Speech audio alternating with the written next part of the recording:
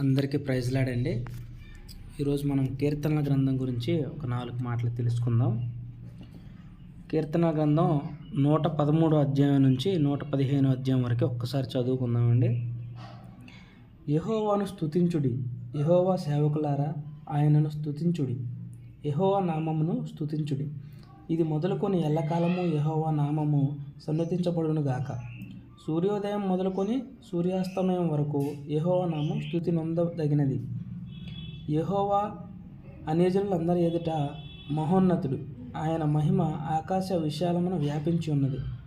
ఉన్నతమందు ఆసీనుడై ఉన్న మన దేవుడైన యెహోవా పోలి ఉన్న వాడెవడు? ఆయన భూమి ఆకాశములను వంగి చూడననుగ్రహించుచున్నాడు. ప్రధానులతో తన ప్రజల ప్రధానులతో వారిని కూర్చుండబెట్టుటకై ఆయన నేల నుండి దరిద్రులను లేవనెత్తువాడు. పెంట కుప్పల మీద నుండి బీదలను పైకెత్తువాడు. ఆయన సంతులేని దానిని ఇల్లాలుగాను కుమార్ల సంతోషముల తల్లిగాను చేయును. యెహోవాను స్తుతించుడి. ఐగుప్తులో నుండి ఇశ్రాయేలు అన్య భాషలు గల జనులలో నుండి యాకోబు బయలు వెళ్ళినప్పుడు యోధా ఆయనకు పరిశుద్ధ స్థలమాయను. ఇశ్రాయేలు ఆయనకు రాజ్యమాయను. సముద్రము దానిని చూసి పారిపోయెను. యోర్దాను నది వెనకకు వెళ్ళెను. కొండలు పొట్టేళ్ల వలెను, గుట్టలు గొర్రెపిల్లల వలెను గంతులు వేయును.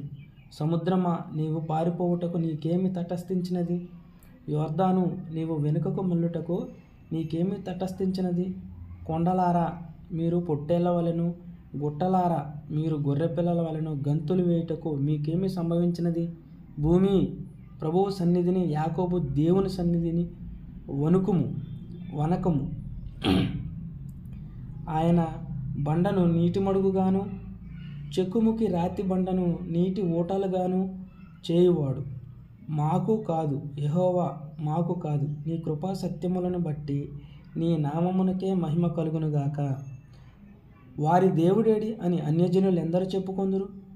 మా దేవుడు ఆకాశమందున్నాడు, తనకిచ్చ వచ్చినట్లుగా సమస్తమును ఆయన చేయుచున్నాడు. వారి విగ్రహములు వెండి